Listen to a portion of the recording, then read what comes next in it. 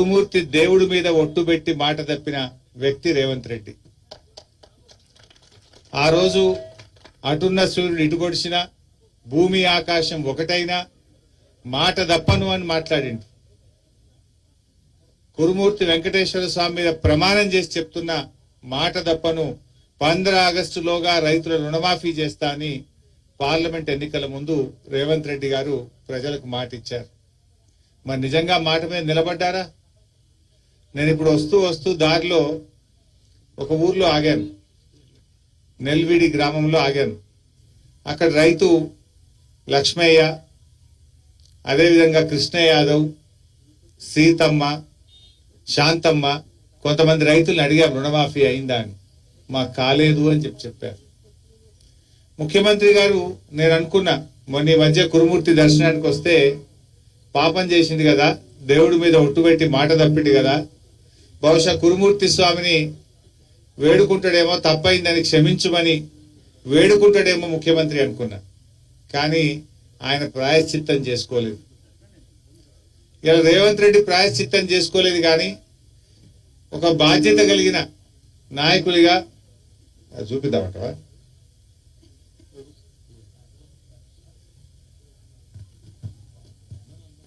అందరు విన్నదేనా?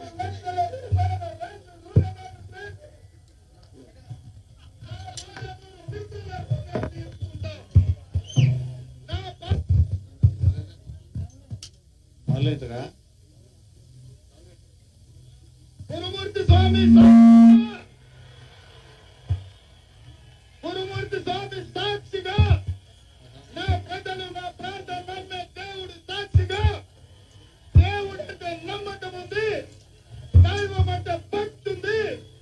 కురుమూర్తి స్వామి సాక్షిగా 15 ఆగస్టు లోపల 2 లక్షల రూపాయల రైతు రుణమాఫీ చేసి నా పాలమూరు బిడ్డల రుణం తీసుకుంటా. రుణం తీర్చుకున్నాడా, మోసం చేసిండా? మాట తప్పిండా, మాట మీద నిలబడ్డా? ఆయనకు మాట అలవాటు. గతంలో కొడంగల్లో ఓడిపోతే రాజకీయ సన్యాసం తీసుకుంటా అన్నాడు. తీసుకున్నాడా? అదే విధంగా ఏమైందిరా బిడ్డ, మంచిగుంటే కదా. అదే విధంగా గతంలో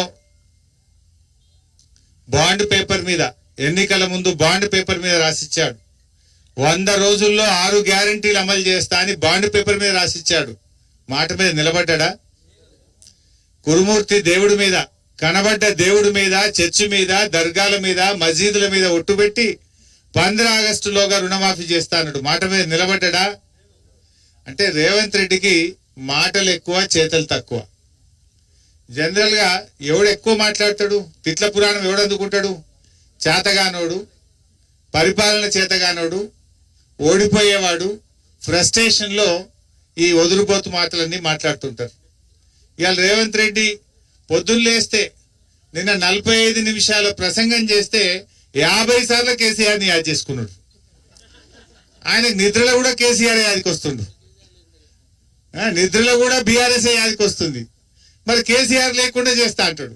అంటే నీ కేసీఆర్ భయం పట్టుకున్నది, నీకు అర్థమైంది నీ పని అయిపోయిందని. ప్రజలందరూ కేసీఆర్ అన్నా యాడున్నావు అంటుండ్రు, ప్రజలు కేసీఆర్ ను యాడ్ చేసుకుంటుండ్రు. ఇవాళ ఆయనకు అర్థమైపోయే భయంతోని, ఫ్రస్ట్రేషన్ తోని నోటికి వచ్చినట్టుగా ఇవాళ మాట్లాడుతూ ఉన్నాడు.